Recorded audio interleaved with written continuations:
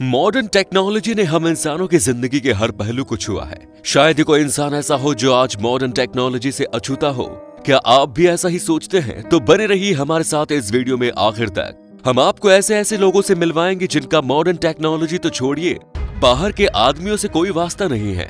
वो आज भी आदि मानवों की जिंदगी जी रहे हैं। मिट्टी के ऐसे घरों में रहते हैं जहाँ सुविधा नाम की कोई चीज नहीं है। खाने के लिए एनिमल हंटिंग पर डिपेंड रहते हैं। बाहरी लोगों को वो देखते ही उन पर हमला कर देते हैं और उन्हें जान से मार देते हैं। सेंटिनल आइलैंड भारत के दक्षिणी छोर पर मौजूद अंडमान निकोबार आइलैंड और इन्हीं में से एक है सेंटिनल आइलैंड। यहाँ रहने वाले आदिवासियों की जिंदगी कैसी है, वो किस तरह रहते हैं, क्या खाते हैं, क्या पीते हैं, क्या पहनते हैं, कैसे घरों में रहते हैं, ऐसे तमाम सवाल आज तक सवाल ही बने हुए हैं, क्योंकि इन आदिवासियों के पास जाने की हिम्मत किसी की नहीं है, ना ही अपने पास किसी को आने देते हैं। गलती से भूले भटके अगर कोई यहाँ पहुँचने की कोशिश करे तो ये उसे वहाँ पहुँचने से पहले ही जान से मार देते हैं या फिर वापस लौटने पर मजबूर कर देते हैं।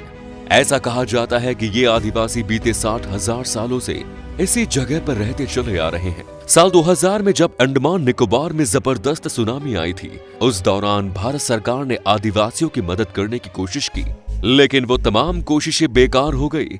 एक बार एक हेलीकॉप्टर के जरिए वहां पहुंचने की कोशिश की गई, लेकिन जैसे ही हेलीकॉप्टर इनके थोड़ा नजदीक पहुंचा, इन्होंने उस हेलीकॉप्टर पर तीरों और पत्थरों की बौछार कर दी। घबराकर बेचारा पायलट अपने हेलीकॉप्टर को बचाता हुआ अपनी जान बचाकर वापस लौट आया। साल 1981 में एक ट्रैवलर गलती से अपने वोट लेकर इनके इलाके की तरफ बढ़ने लगा।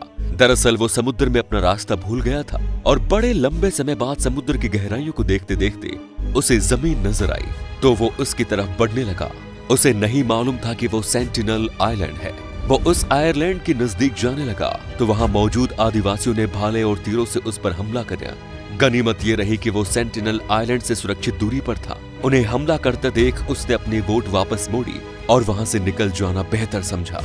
अब तो भारत सरकार ने भी इस आइलैंड की तरफ जाना प्रतिबंधित कर दिया है।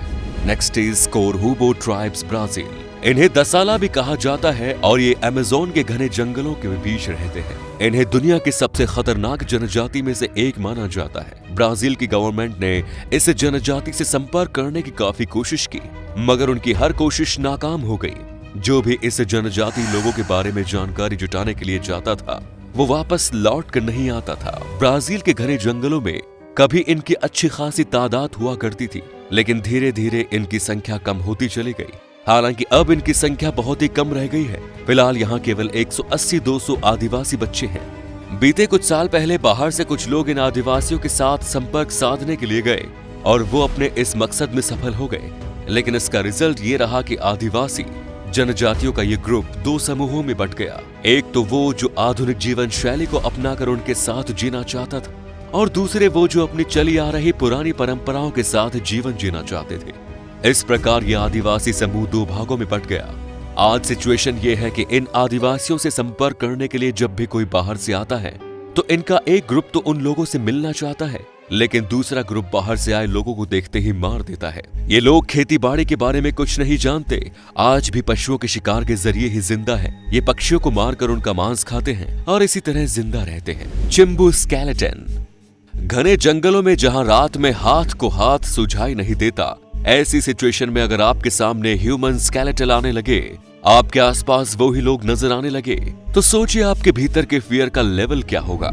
कुछ ऐसा ही होता है अगर कोई गलती से इन आदिवासियों के इलाके में पहुंच जाता है। ये जनजाति पापुआ न्यू गिनी में रहती है। इस इलाके में इनकी अनुमानित आबादी लगभग 1,80,000 है।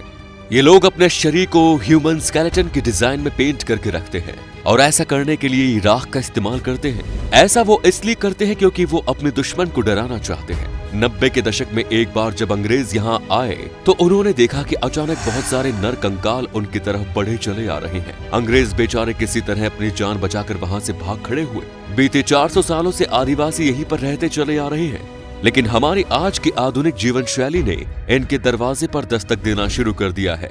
जहां दूसरे ट्राइब्स आज भी जानवरों के शिकार करके उनके मांस को ही अपना भोजन बनाते हैं, उसी के आधार पर जिंदा है, वहीं इन लोगों ने पशुपालन करना सीख लिया है, खेती करना सीख लिया है।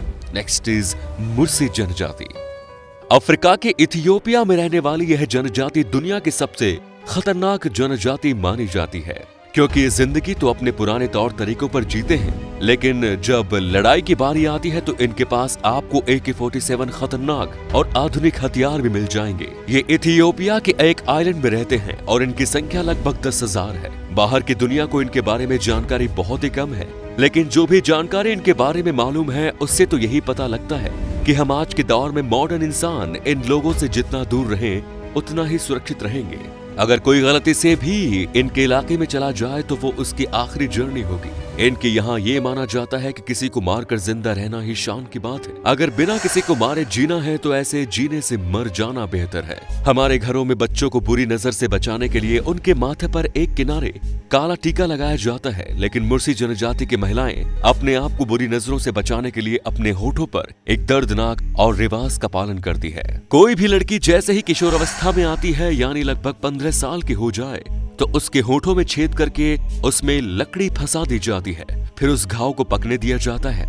लकड़ी या फिर मिट्टी की 12 सेंटीमीटर की डिस्क को फिट कर दिया जाता है। इसके पीछे की सोच है कि इस तरह के पैन फुल बॉडी मॉडिफिकेशन से इन कबीले की लड़कियों को कोई बुरी नजर से नहीं देखता, क्योंकि उनका चेहरा खूबसूरत नजर नहीं आता। बाहरी लोगों से ज्यादा इनकी लड़ाइयाँ आपस के कबीलों से होती रहती है। ये जब भी लड़ाई के लिए निकलते हैं तो अपने आप को ज्यादा ताकतवर बनाने के लिए गाय का खून पीते हैं। ऐसा ये कबीले में अपनी एक सम्मानजनक पोजीशन बनाने के लिए करते हैं। हालांकि ऐसी जनजाति की एक और वियर्ड रिचुअल है जिसके अनुसार कबीले की सबसे सुंदर लड़की से शादी करने के लिए उम्मीदवार आपस में डंडों से लड़ाई करते हैं और जो जीत जाता है हसीना उसी की हो जाती है। इन्होंने मॉडर्न लाइफस्टाइल को तो बिल्कुल भी नहीं अपनाया, लेकिन आज के आधुनिक हथियारों को ये लोग अपनी गाय देकर खरीदते हैं। पुराने मॉडल की AK-47 को खरीदने के लिए इन्हें कम से कम 10 गाय देनी पड़ती है और नए मॉडल की राइफल को खरीदने के लिए इन्हें 50 गाय देनी पड़ती है। इसके अलावा आधुनिक विज्ञान इनके लाइफस्टाइल को टच नहीं कर पाया है। ये आज भी मिट्टी के कच्चे घरों में रहते हैं जहाँ कोई सुविधा नहीं होती है।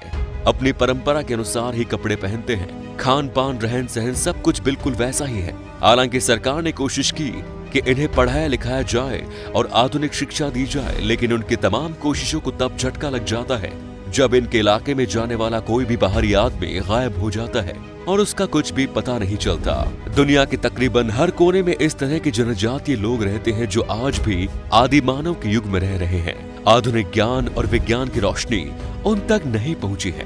हालांकि वो पूरी तरह से प्राकृतिक जीवन जी रहे हैं और वो अपने नेचुरल लाइफस्टाइल में किसी भी तरह का इंटरफेयर बर्दाश्त नहीं करते। आपको क्या लगता है, अगर नेचर फ्रेंडली लाइफस्टाइल के लेवल पर देखा जाए तो हमारी आज की आधुनिक लाइफस्टाइल और इनकी लाइफस्टाइल में बेहतर कौन सी है? हमें अपना जवाब कमेंट बॉक्स में जरूर बताएं और मिलते हैं नए वीडियो में। तब तक के लिए जय हिंद, जय भारत, वंदे मातरम।